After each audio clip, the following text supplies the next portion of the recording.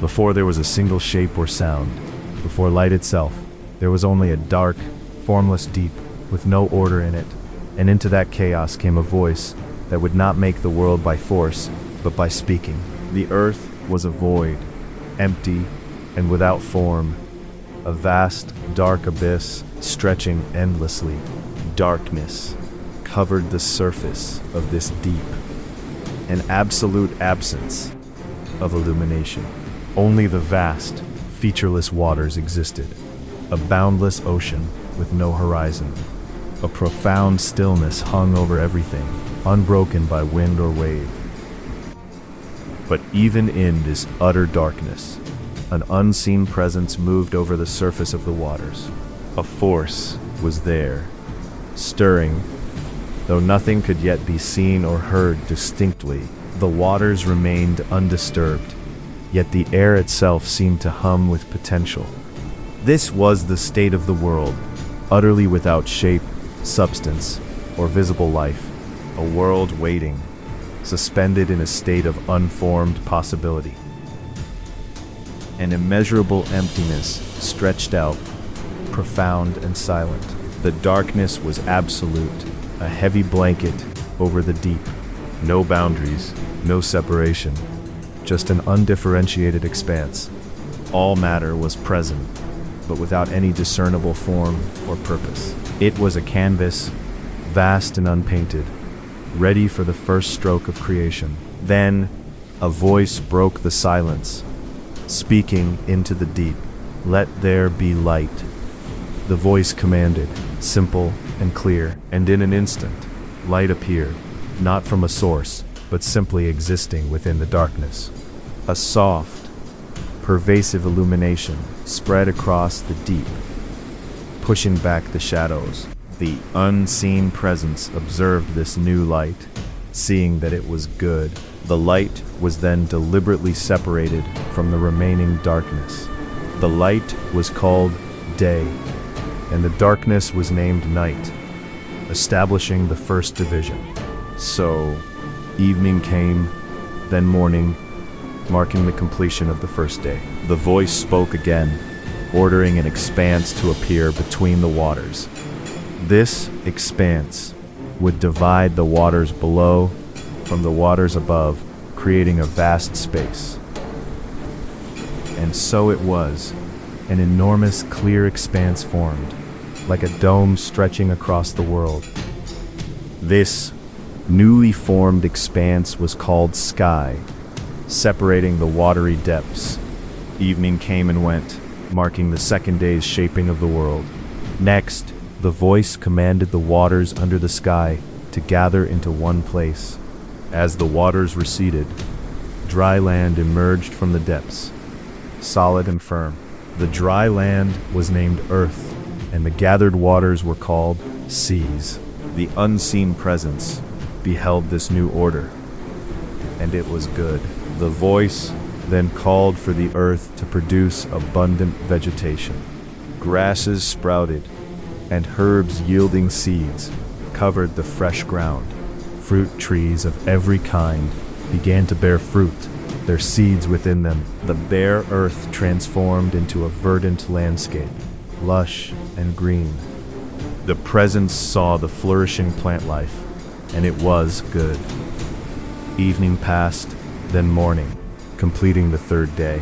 The world now had light, a sky, dry land, and burgeoning plant life. The voice commanded lights to appear in the expanse of the sky.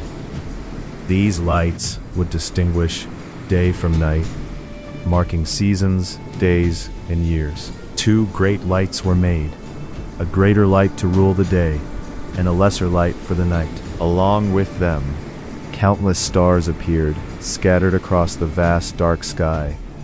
The sun, moon, and stars were set in the sky, positioned to illuminate the earth.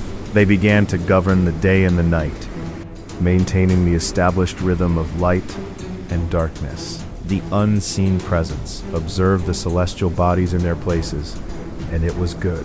Evening and morning passed, concluding the fourth day. The voice called for the waters to teem with living creatures. Great sea creatures and every kind of swimming thing filled the oceans. Simultaneously, birds of every winged kind began to fly across the open sky. The ordered world now pulsed with aquatic and aerial life. The unseen presence surveyed the bustling waters and skies, and it was good. They were blessed with the command to be fruitful and multiply, to fill the seas and the earth. The seas swarmed, and the birds multiplied in the sky.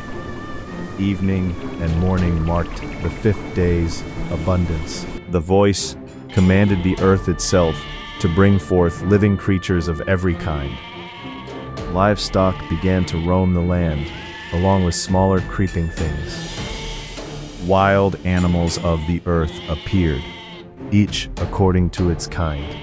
The diverse creatures moved across the green, fertile earth. The presence observed all the land animals, and it was good.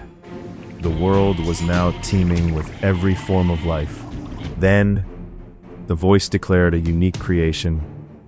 Let us make man in our image, after our likeness. Humankind was created, male and female, bearing the divine image. They were placed within the already blessed and abundant world. They received a blessing to be fruitful, multiply, and fill the earth. Dominion was given to them over the fish of the sea, the birds of the sky, and every living thing that moves. The voice announced that all seed-bearing plants and fruit trees were given for their food. For every animal and bird, every green herb was also provided as sustenance. This vast, intricate, and vibrant world was designed to sustain all its inhabitants. The unseen presence looked upon everything that had been made.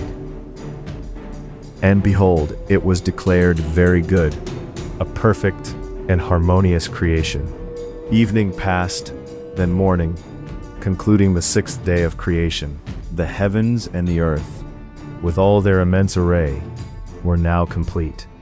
A profound sense of order and purpose settled over the newly finished world.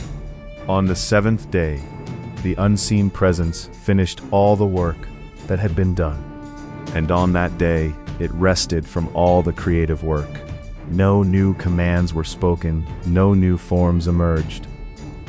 The world, now complete, lay in perfect stillness and peace. The 7th day was blessed and set apart as holy. It was a day hallowed by the stillness, a testament to the finished creation. A quiet calm permeated the ordered and abundant world. Everything was in its place, held in a sacred, profound rest. The voice was silent, and the work of creation was done, a perfect, abiding peace.